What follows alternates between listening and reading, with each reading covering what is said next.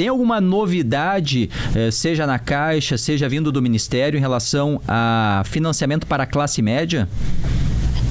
Não, veja, já foi assunto com vocês, né, que os recursos da poupança têm diminuído, né, pelo interesse dos poupadores em outros produtos. E os recursos da poupança são, digamos, uma perna estrutural do sistema de financiamento no país, né?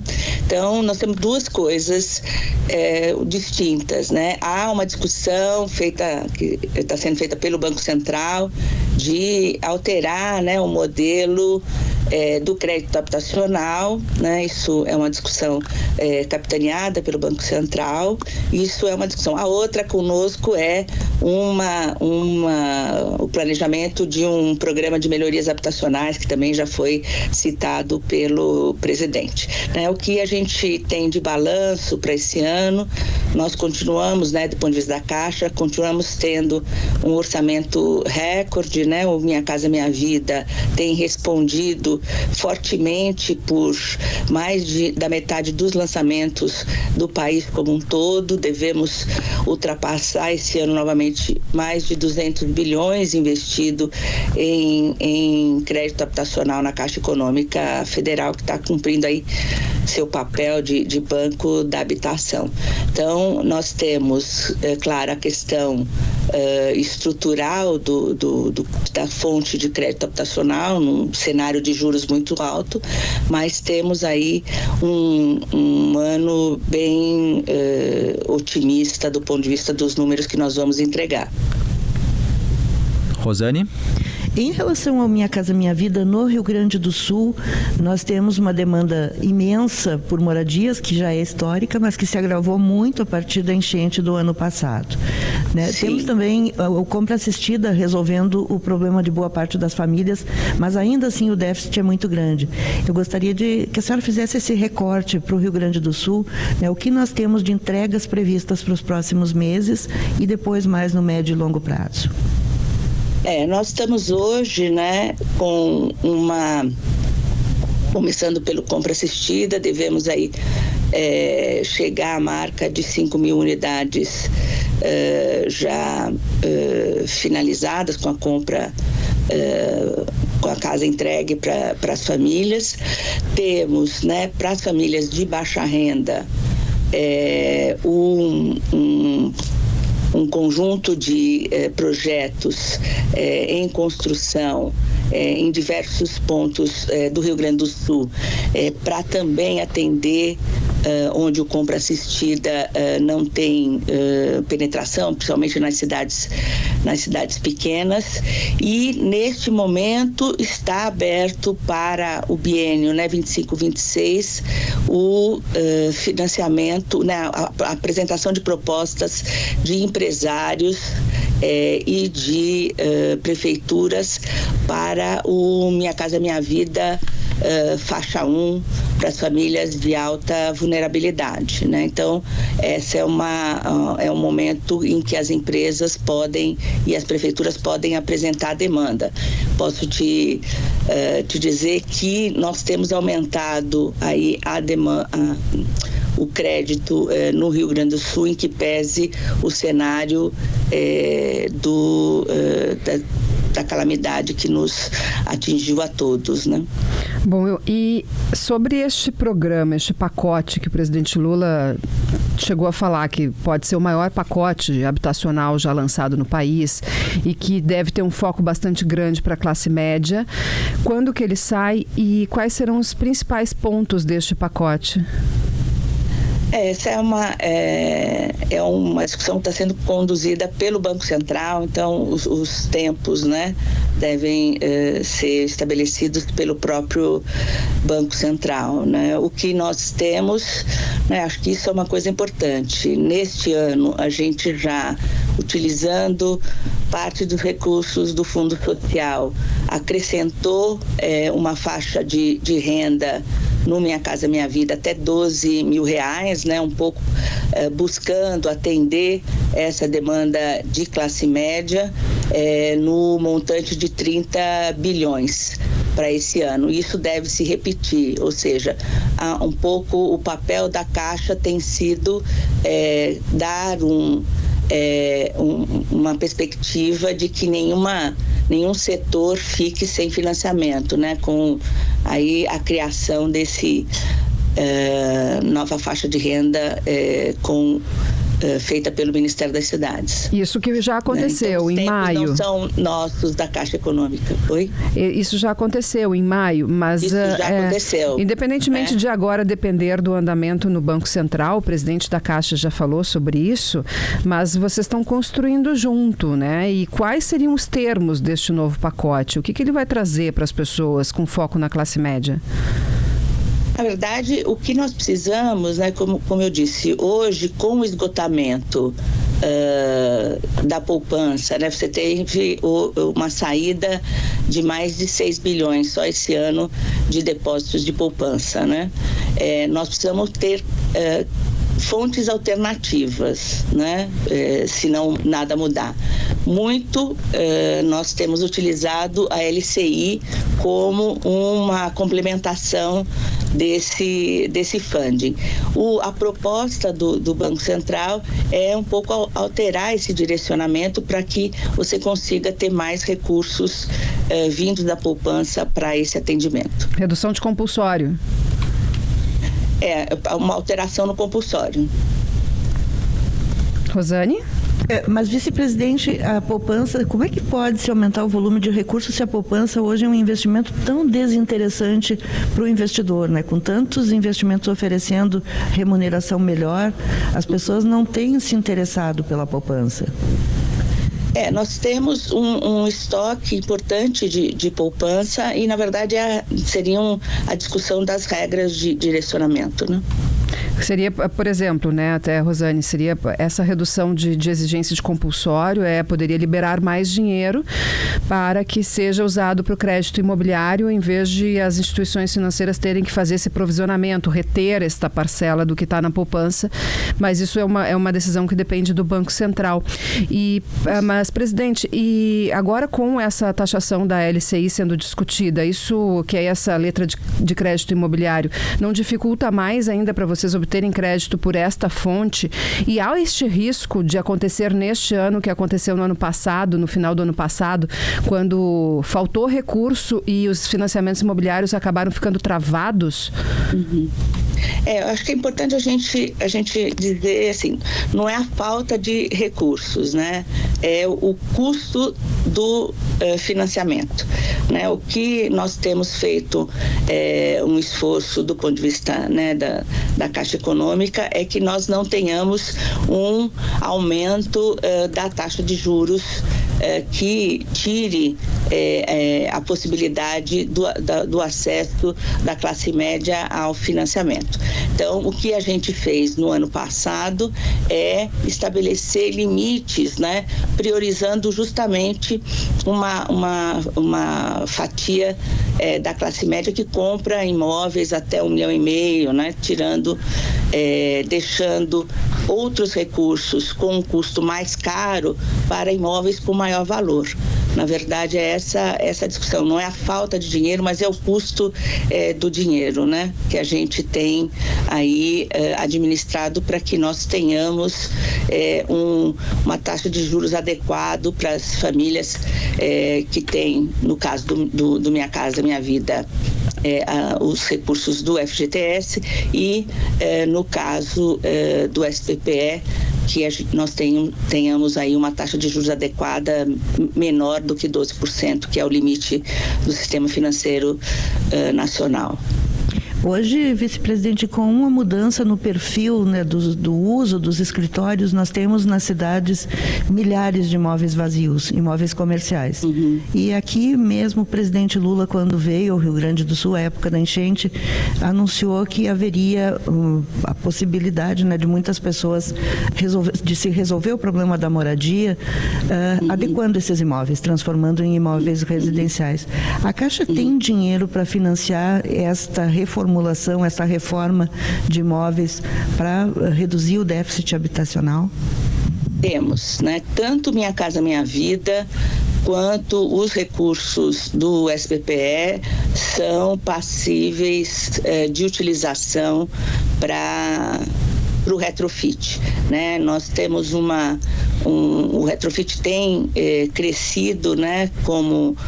Tem crescido a procura de recursos. Nós lançamos essa linha de financiamento à produção, né? Que a pessoa física ela já poderia acessar, mas a produção o ano passado, né, adequando algumas mudanças para que o empreendedor tivesse uma facilidade para comprar o prédio, né, em questão e fazer a sua reforma e enquadrá-lo tanto nos limites do Minha Casa Minha Vida quanto do SBPE. Então, nós temos apostado, fizemos vários seminários no país todo, levando essa linha junto com a CEBIC, para que a gente tenha aí um maior número de construtoras que se interessem por essa modalidade, né? Que é uma modalidade que exige algum tipo de adaptação, né, de conhecimento específico para ser realizada. Além da poupança, a senhora falou bastante sobre a poupança quando fala sobre o SBPE, o Sistema Brasileiro de Poupança, mas e o Fundo de Garantia? Porque em vários momentos o governo manifestou preocupação com o dinheiro que estava diminuindo no Fundo de Garantia por várias medidas de liberação, de saque desses valores, mas agora recentemente lançou o crédito consignado CLT para os trabalhadores pegarem esses empréstimos com garantia do Fundo de Garantia. E isso gera uma preocupação no setor imobiliário de ter menos recurso ainda do Fundo de Garantia para financiar a habitação. A Caixa tem enfrentado dificuldade com esta redução de recurso do FGTS também? Não, né? Porque na verdade você tem aí uma administração bem rigorosa, né? Feita pelo Conselho Curador do FGTS. Há uma preocupação maior com o saque antecipado do saque aniversário, né, chamado antecipado, do que com o crédito ao trabalhador, porque na verdade você acaba, no caso do crédito ao trabalhador, tendo taxas de juros mais interessantes para o trabalhador e que ele pode trocar dívidas mais caras, né?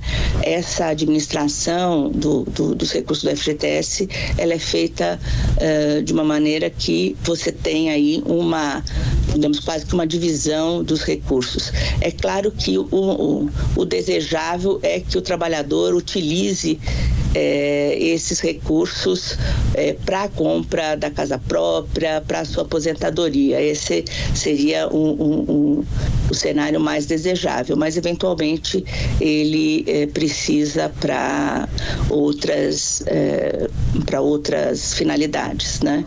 E os recursos estão aí à disposição dele para isso.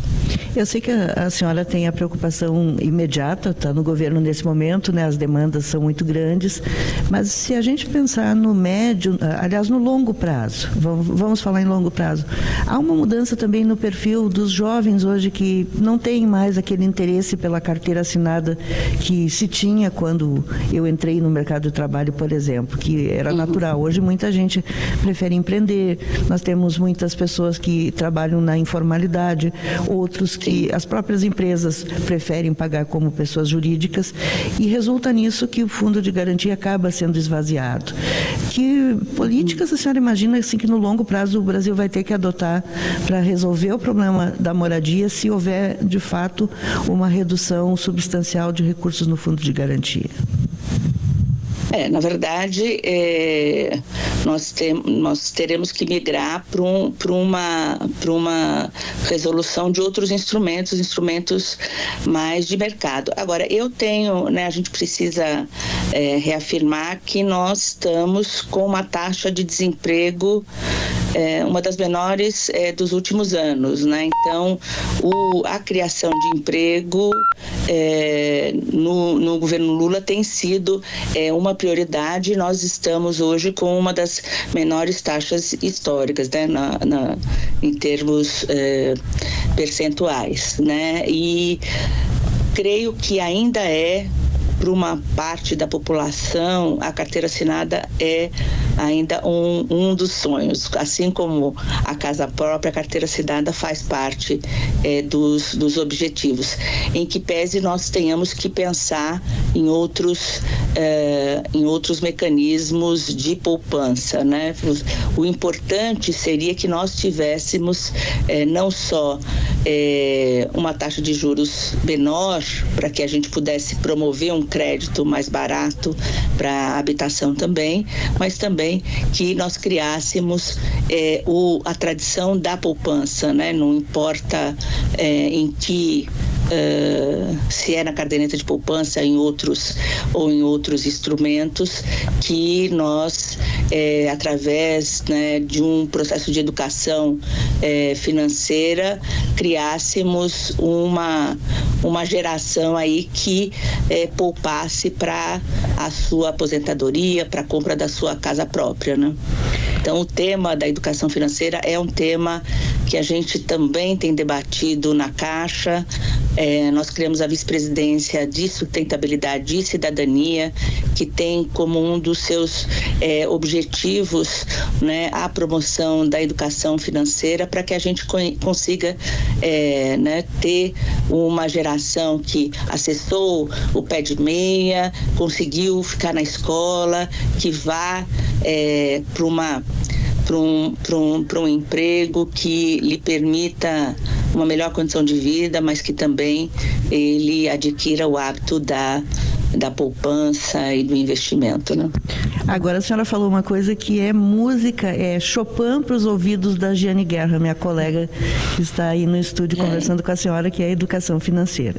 É um dos meus assuntos, se não o meu assunto preferido na economia. Nós temos inclusive aqui cadernos especiais e um trabalho todo especial voltado para educação financeira, e até recentemente no último caderno nós falamos, vice-presidente, sobre a comparação, a escolha entre consórcio e financiamento. Claro que algumas pessoas têm acesso às taxas de juros baixíssimas do Minha Casa Minha Vida, mas outras pessoas não têm, né? Aquelas taxas de juros mais baixas do programa habitacional. E com a taxa Selic alta desse jeito, de 15%, influenciando financiamentos imobiliários, alta de inadimplência, que afeta também os créditos, principalmente em outros bancos, tem bastante gente que acaba recorrendo ao consórcio. O consórcio tem aumentado bastante venda, conforme os dados gerais do mercado. Na Caixa, isso também está acontecendo? Vocês estão usando o consórcio como uma ferramenta para contemplar quem não está conseguindo assumir um financiamento agora com juro alto? Nós temos a Seguridade, né, que faz parte do conglomerado Caixa, que tem não só o consórcio, mas outros instrumentos para isso, e ele tem sim aumentado a procura como uma estratégia de atendimento. Acho que ela se adequa bem a esse momento para, digamos, como alternativa ao financiamento. Bom, para encerrar aqui da minha parte, vice-presidente, eu queria que a senhora falasse, então, repetisse, mas fazendo um apelo diretamente aos jovens que vivem muitas vezes como se não houvesse amanhã, né? Não tivessem essa preocupação com a casa própria, achando, não, mas eu posso alugar, considerando-se que o aluguel é um dinheiro, de certa forma, um dinheiro posto fora, quando a casa própria é um investimento que depois ela pode até trocar por outra melhor, enfim, mas que falta um pouco dessa consciência para os jovens. Não, eu acho que também esse é um tema também não só geracional, mas de classe, né? Certamente os jovens de mais baixa renda têm isso como uma ambição, né? Tanto a carteira assinada quanto a casa própria, né? E para aqueles que não têm, né, a carteira assinada, é importante ter um planejamento justamente para criar uma reserva de emergência, né? E a casa própria é também, digamos, um investimento não só para moradia, mas como uma garantia de estabilidade, né? Uma garantia, um conforto para que nós possamos atravessar os dias difíceis, né? Acho que isso é um recado que é importante que nós e que nós podemos deixar aí para todos. Bom, vice-presidente, sei que a senhora não quer interferir no que está sendo definido por Banco Central e discutindo com o Ministério das Cidades, né? Mas sobre voltando ao pacote que está para ser anunciado, pode ser que tenhamos essa redução da exigência de compulsório, que teria mais dinheiro para financiamento, né? Por parte daquele dinheiro que vem da caderneta de poupança para bancar empréstimo para casa própria. Alguma outra alteração estrutural que está sendo definida, que está sendo discutida para que se tenha mais recurso e não tenhamos a dificuldade para que as pessoas tenham acesso a esse financiamento?